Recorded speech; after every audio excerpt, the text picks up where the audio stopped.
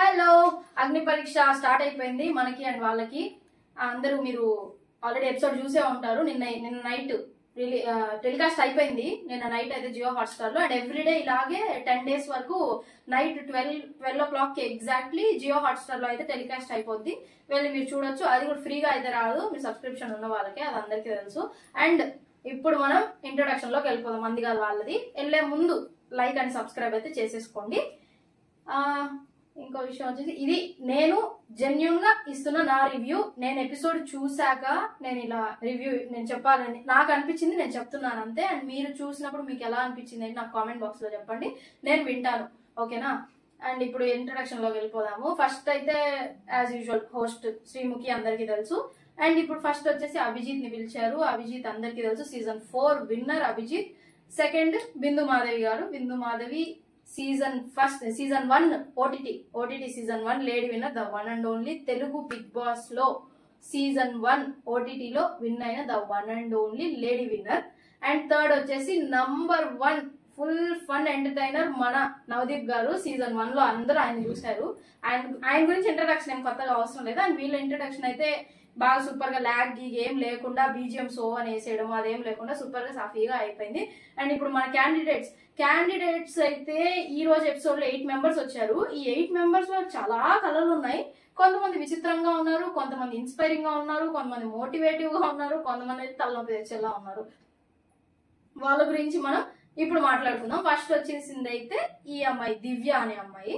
దివ్య from Vijayawada. దివ్య వచ్చేసి ఆమె model అనింది ఏదో సంథింగ్, బట్ ఎంట్రీనే ఫుల్ స్వాగ్ గా, ఫుల్ మంచి ఏమంటారు, హుషారుగా వచ్చింది. అలాగే జడ్జెస్ తో మాట్లాడింది. వాళ్ళు అడిగిన క్వశ్చన్స్ కి అంతే హుషారుగా ఆన్సర్ ఇచ్చింది. Funny, full of entertainment. ఆ అమ్మాయి ఉన్నంతసేపు ఎక్కడ ఏ ల్యాగ్ గానీ ఏ ఇది గానీ అనిపించలేదు.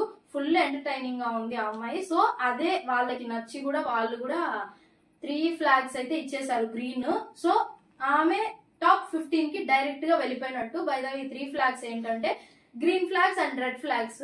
3 judges కి 3 flags ఉంటాయి, 3 green 3 red. ఒకరు రెడ్ ఎత్తి 2 green గనక చూపించారంటే ఒక క్యాండిడేట్ కి అతను లేదా ఆమె హోల్డ్ లో ఉన్నట్టు. లేదు ముగ్గురు గ్రీన్ ఎత్తారంటే అతను లేదా ఆమె టాప్ 15 లోకి వెళ్ళినట్టు. లేదా ఒకరు రెడ్ ఎత్తి ముగ్గురు గ్రీన్ ఎత్తారంటే ముగ్గురు వరుసగా రెడ్ కనుక ఎత్తేసారంటే డైరెక్ట్ వాళ్ళు ఎలిమినేట్ అయిపోయింది. అక్కడ నుంచి వాళ్ళు డైరెక్ట్ గా స్టేజ్ దిగి టాటా బై బై చెప్పేసి వాళ్ళ ఇంటికి వెళ్ళిపోవచ్చు. ఓకేనా? అది విజయవాడ అమ్మాయి ఇదైతే వచ్చింది ఫుల్. నాకు కొంచెం ఎక్కడో ఓవర్ కాన్ఫిడెన్స్ గా ఉందేమో అని నాకు అనిపించింది. బట్ నా ఒపీనియన్ నేను చెప్తున్నాను. మీకు నచ్చుండొచ్చు, నచ్చకపోవచ్చు, అది మీ ఒపీనియన్ చూసిన వాళ్ళకి. సో నాకైతే ఎక్కడో కొద్దిగా నేను చేసేస్తాను, నన్ను సెలెక్ట్ చేసేస్తారన్న ఒక హైప్, ఓవర్ కాన్ఫిడెన్స్ తో వచ్చిందని నాకు అనిపించింది. బట్ అలాంటి ఎంటర్టైన్మెంట్ ఖచ్చితంగా హౌస్ లో ఆడియన్స్ కోరుకుంటారు. సో ఆమె well deserved to enter into house అని నాకు అనిపించింది. మేబీ అనుకుంటున్నా టాప్ 15 నుంచి హౌస్ లోకి ఎంటర్ అవుతుందని చెప్పేసి. And second candidate mask man Harish. అతని గురించి అయితే మనకు తెలుసు, ఆల్రెడీ మాట్లాడుకున్నాము. ప్రోమోలో అతని గురించి ఇచ్చిన హైప్ కానివ్వండి, ఆ ప్రోమో యూట్యూబ్ ఇన్స్టాగ్రామ్ నే షేక్ చేసేసాడు అసలు అతనైతే. అండ్ అలాగే ఫుల్ స్వింగ్ తో వచ్చాడు స్టేజ్ పైకి. జడ్జెస్ కి సవాల్ విసిరేలాగా మాటలు కానివ్వండి, మాటలు తూటాలుగా పోయాయి ఆ జడ్జెస్ కి అయితే. ఫేస్ ఎక్స్ప్రెషన్స్ అన్ని చూసాను. బట్ బిందు మాధవి అయితే ఎక్కడ తగ్గలేదు. ఆయన క్వశ్చన్ కి ఈమె ఆన్సర్ కానివ్వండి, ఈమె క్వశ్చన్ కి ఆయన ఆన్సర్ కానివ్వండి, ఫుల్ స్వాగ్ అసలు హెవీగా ఇచ్చాడు మనోడైతే. భలే బాగా నచ్చింది నాకైతే. బట్ కొంచెం అంటే అనిపిస్తుంది కదా, అతని మాటల్ని బట్టి ఏమనిపించింది అంటే చాలా ఓవర్ చేస్తున్నాడు, చాలా ఓవర్ యాక్షన్ చేస్తున్నాడు, ఎందుకు ఇతనికి ఇంత పొగరు అని చెప్పేసి ఇలా నాకు కూడా అనిపించింది. బట్ అతను తన గురించి తాను ఫుల్ ప్రిపేర్డ్ గా వచ్చి నేను ఎలాగైనా ఆ టాప్ 15 లోకి వెళ్ళి హౌస్ లోకి ఎంటర్ అవ్వాలని చెప్పేసి తాను ఏదో చెయ్యాలనుకుని అక్కడ దాకా వచ్చాడు. బట్ జనాలు కొంతమంది అతన్ని మెచ్చుకోవచ్చు, కొంతమందికి నచ్చకపోవచ్చు. బట్ నా ఒపీనియన్ వచ్చేసి ఇలాంటి ఒక క్యాండిడేట్ హౌస్ లో ఉంటే జనాలు కొంచెం ఇంట్రెస్ట్ బాగా చూపిస్తారు చూడడానికి సీజన్ అని చెప్పేసి. ఆ ఇంటెన్షన్ తో నవదీప్ గారు గ్రీన్ ఫ్లాగ్ ఇచ్చారు. అండ్ మిగతా ఇద్దరు మాత్రం రెడ్ ఫ్లాగ్ ఇచ్చారు. బిందు మాధవితో అయితే కొంచెం చిన్న లొల్లి అయింది అతనికి, సో అది జరిగింది. అండ్ ఇతనైతే ప్రెసెంట్ హోల్డ్ లో ఉంచారు, ఏం ఎలిమినేట్ ఏం చేయలేదు. 1 green flag and 2 red flags అయితే వచ్చాయి. అండ్ థర్డ్ క్యాండిడేట్ వచ్చేసి కేతమ్మ లైక్ గంగవ్వ, ఓకేనా. ఫర్ ఎగ్జాంపుల్ మనకి బాగా తెలిసింది గంగవ్వే కాబట్టి గంగవ్వని ఎగ్జాంపుల్ గా తీసుకొని కేతమ్మ గురించి అయితే మాట్లాడతాను.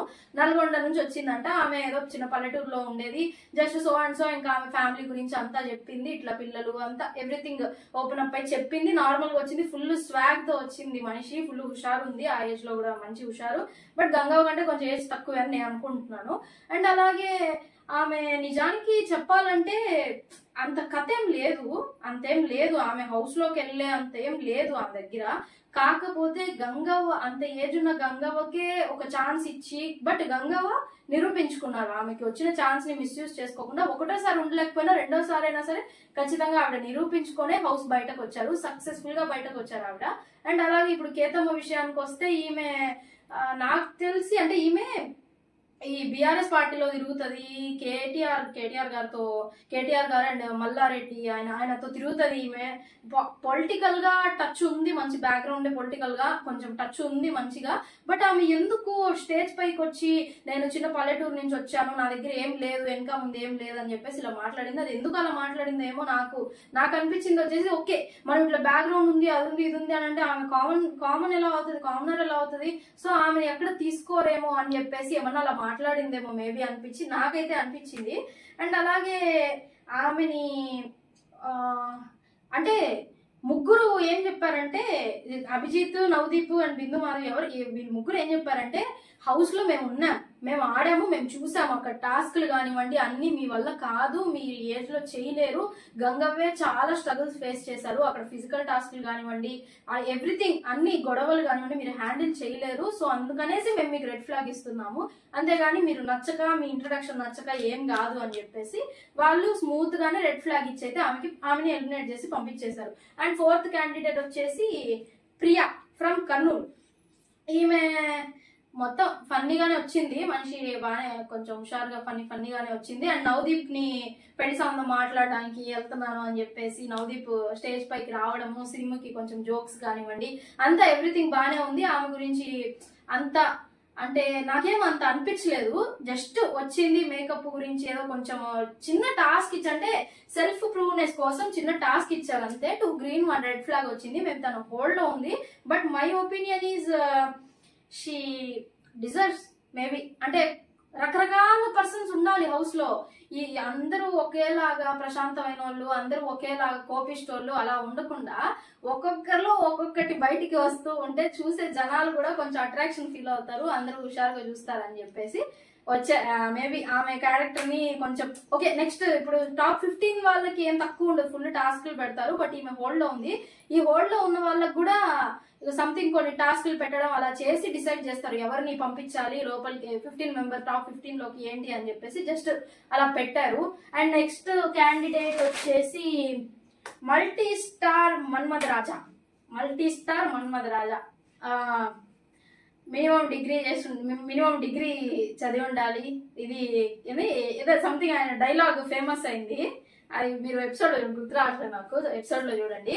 ఇది సర్లేండి అది గుర్తు తెచ్చుకోవాలి, వీడియో ఎందుకు లాగ్ చేయడం, వేస్ట్ చేయడం సారీ. నేను ఆయన గురించి చెప్తాను. ఇంట్రొడక్షనే అతను ఎలా ఫుల్ ఎమోషనల్ గా అట్లా జస్ట్ అంటే కొంచెం కాదు చాలా ఓవర్ యాక్షన్ గా ఇంట్రొడక్షన్ అయితే ఇచ్చాడు. రావడమే స్టేజ్ పైకి ఫుల్ ఓవర్ యాక్షన్ గా వచ్చాడు మనిషి. రావడమే నాకు ఒక ఛాన్స్ ఇవ్వండి అని చెప్పేసి ఇలా పడిపోవడము, ప్లీజ్ నాకు ఒక ఛాన్స్ ఇవ్వండి, నేను హౌస్ లోకి వెళ్ళాలనుకుంటున్నాను అది ఇది అని చెప్పి ధర్నాలు కూడా చేశాడంట అన్నపూర్ణ స్టూడియోస్ ముందు. ఆ వీడియోస్ కూడా వేశారు ఎపిసోడ్ లో, చూడండి మీరు కావాలంటే ఇంకోసారి.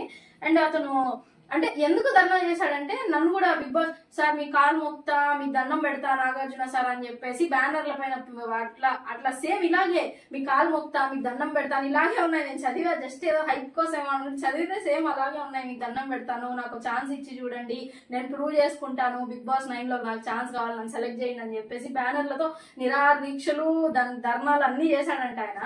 బట్ ముగ్గురు ఆయన ఒక్కసారికి కింద పడి ఇట్లా చేసినందుకే ముగ్గురు రెడ్ ఫ్లాగ్ ఇచ్చేసి గెట్ అవుట్ అనేసారు. అట్లా eliminate, your eliminate, your not deserved అని చెప్పి అయితే అనేసారు. And next candidate, 7th candidate వచ్చేసి సారీ 6th క్యాండిడేట్ అబూబకర్ అంట.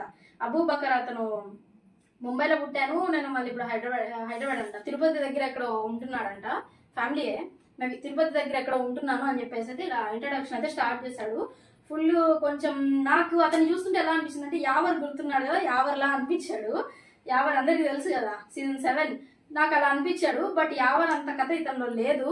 జస్ట్ బాడీ ఎక్స్పోజింగ్, నేను జిమ్ చేస్తాను, ఫిట్నెస్ మోడల్ అంట, ఫిట్నెస్ అంట, జిమ్ చేస్తాను అది ఇది అని చెప్పేసి చెప్పాడు. అతని గురించి మొత్తం వివరంగా చెప్పాడు జడ్జెస్ కి. బట్ ఇంప్రెస్ అయ్యే వాళ్ళు ఉంటారు, అన్ఇంప్రెస్ అయ్యే వాళ్ళు ఉంటారు. బట్ జడ్జెస్ సెలెక్ట్ చేసింది వచ్చేసి 2 గ్రీన్ అండ్ 1 రెడ్ అయితే ఇచ్చారు. ప్రెసెంట్ అతని హోల్డ్ లో ఉంచారు. నీలో ఇంకేమైనా యాంగిల్ ఉంటే చూద్దాము అని చెప్పేసి అయితే వాళ్ళు డైరెక్ట్ గా చెప్పారు.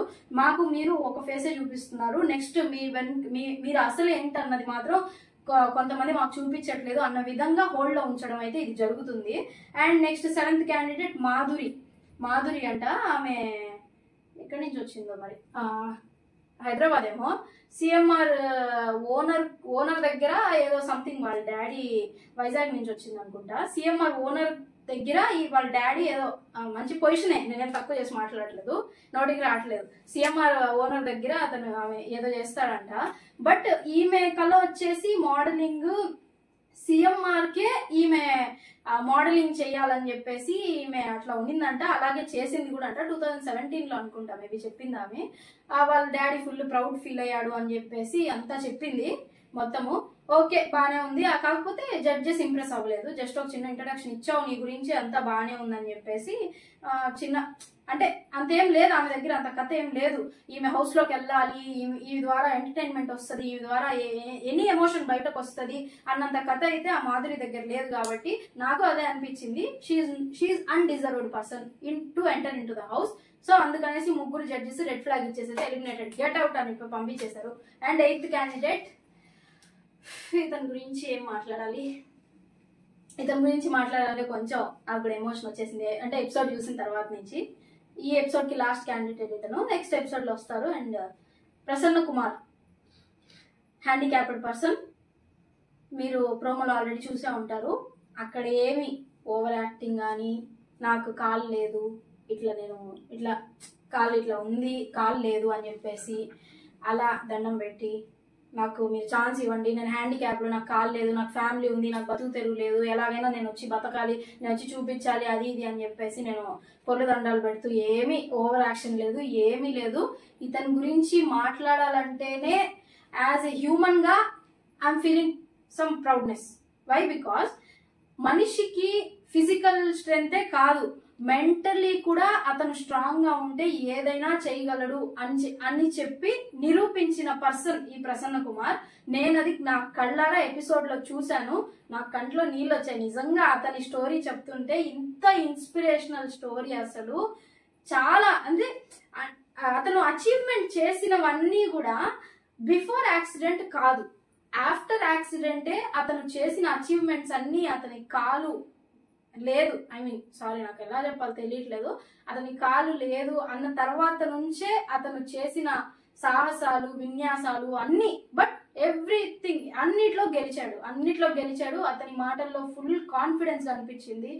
ఎక్కడ ఏమి అంటే తక్కువగా, ఎక్కడ అతని లైఫ్ లో ఎక్కడ ఏం లేదు ఇప్పటి వరకు అయితే. అతను ఒకటే మాట చెప్పాడు డైరెక్ట్ గా, నాకు ఇంట్లో వాళ్ళు నువ్వు ఇప్పుడు ఇవన్నీ ఎందుకు చేస్తున్నావు, ఇవన్నీ నీ కాళ్ళు ఇట్లా అయింది కదా, నువ్వేమి చెయ్యొద్దు, నువ్వు జస్ట్ నీ పని చిన్న పని వరకే నువ్వు చేసుకో, పెద్ద మన సాహసాలు అవన్నీ అవసరం లేదు, నువ్వు జస్ట్ నీ పని వరకు నువ్వు చేసుకుంటూ ఉండు, బెడ్ పైన పడుకొని ఉండు, ఇట్లా రెస్ట్ తీసుకుంటూనే ఉండు అని చెప్పేసి వాళ్ళ డాడీ అయితే ఎంకరేజ్ చేయలేదంట. ఈ రన్నింగ్ మ్యారథాన్ కానీ వీటి దేంట్లో కూడా అతన్ని ఎంకరేజ్ చేయలేదంట. బట్ యాజ్ యూజువల్ అందరిలాగే, అంటే కొంతమంది చేస్తున్నారు కదా, ఫోటోగ్రాఫర్ అంట, బ్లాగర్ అంట, అండ్ జిమ్ కూడా చేస్తున్నాడు అనుకుంటా, నేను చెప్పాడు. అవును, అంటే అది బాడీ చూస్తాను అర్థమైపోతుంది ఫస్ట్ జిమ్ బాడీ అని చెప్పేసి.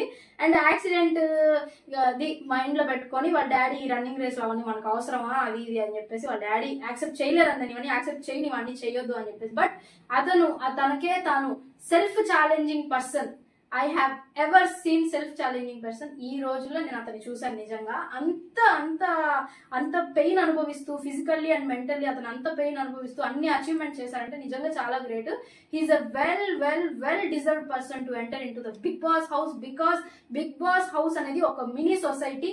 అక్కడికి వెళ్ళి అతను ప్రూవ్ చేయాలనుకున్నదల్లా ఏంటంటే చాలా మంది చిన్న చిన్న వాటికే కోపాలు, చిన్న చిన్న వాటికే ఈ ఆవేశాలు, ఇంత జరిగితే ఓకే నేను అది చేయను, దాన్ని వదిలేయడం, దీన్ని వదిలేయడం, చిన్న చిన్న వాటికే గొడవలు సొసైటీలో జరిగేది అదే. బట్ అతను నేను ఇంత పెద్ద ప్రమాదం నాకు జరిగినా నేను ఇన్ని అచీవ్ చేయగలిగానంటే నా గొప్ప చూపించుకోవడానికి కాదు, ఇలా చాలా మంది ఇలా చెయ్యగలరు అని చెప్పేసి వాళ్ళకే పరిచయం చేయడానికే నేను హౌస్ లోకి వెళ్ళాలని అనుకుంటున్నాను అని చెప్పేసి. ఎందుకు హౌస్ లోకి వెళ్ళాలనుకున్నా అంటే ఈ రీజన్ చెప్పాడు అతను. ఫుల్ ఇంప్రెస్ అయిపోయాను నేనైతే. బట్ నేను కనుక ఆ జడ్జెస్ స్టేజ్ లో ఉంటే నా పక్కన ఉండే ఇద్దరి జెండాలు కూడా నేనే పట్టుకొని 3 flags నేనే ఇచ్చేసి ఉండేదాన్ని. నిజంగా he is a most well deserved person to enter in to the Bigg Boss house. Actually అలాంటి వాళ్ళ గురించే జనాలకి తెలియాలి. అప్పుడే మనందరం అన్ని నేర్చుకోగలుగుతాము, కొన్నిటిని వదలగలుగుతాము, ముందుకు వెళ్ళగలుగుతాము. అండ్ 3 green flag ఇచ్చేసారు. అలాగే అతను టాప్ 15 లోకి అయితే వెళ్ళిపోయాడు. హౌస్ లోకి ఎంటర్ అవ్వాలని నేను మనస్ఫూర్తిగా కోరుకుంటున్నాను. అండ్ ఆ తర్వాత అందరి క్యారెక్టర్స్ అందరి గురించి అన్ని బయట పడుతూ ఉంటాయి వన్స్ హౌస్ లోకి ఎంటర్ అయ్యాక. ఆ తర్వాత నెక్స్ట్ మనం జడ్జ్ చేసేది నెక్స్ట్ మనమే, తెలుసు కదా, ఓటింగ్ మన చేతుల్లోనే ఉంటది రాజ్యం మొత్తం 1 సీజన్ స్టార్ట్ అయ్యాక. బట్ ఈ సీజన్ లో ఏమేమి వంకర్లు పెడతారో ఏమో మనకి ఎవరికి తెలియదు. దాని గురించి అయితే ముందు నేను మీకు అప్డేట్స్ ఇస్తూనే ఉంటాను. టుడే ఎపిసోడ్ లో వచ్చిన 8 క్యాండిడేట్స్ గురించి మనం అయితే మాట్లాడేసుకున్నాము. అండ్ నెక్స్ట్ ఎపిసోడ్ ప్రోమో కూడా ఆల్రెడీ వచ్చేసింది. కొంచెం ఫన్నీగానే ఉంది, కొంచెం వెరైటీగా తిక్కలుగా ఉంది. చూద్దాం రేపు ఏం జరుగుతుందో. I mean today night 12 o'clock కి టెలికాస్ట్ అయిపోద్ది. చూసి అండ్ రేపు నేను నెక్స్ట్ సెకండ్ ఎపిసోడ్ రివ్యూ అయితే నేను రేపు వదులుతాను. అండ్ ఈ వీడియో మీకు నచ్చినట్లయితే లైక్ అండ్ సబ్స్క్రైబ్ చేసేయండి. బిగ్ బాస్ సీజన్ 9 అప్డేట్స్ కోసం stay tune to it's TANA official. చలో ఉంటా మరి.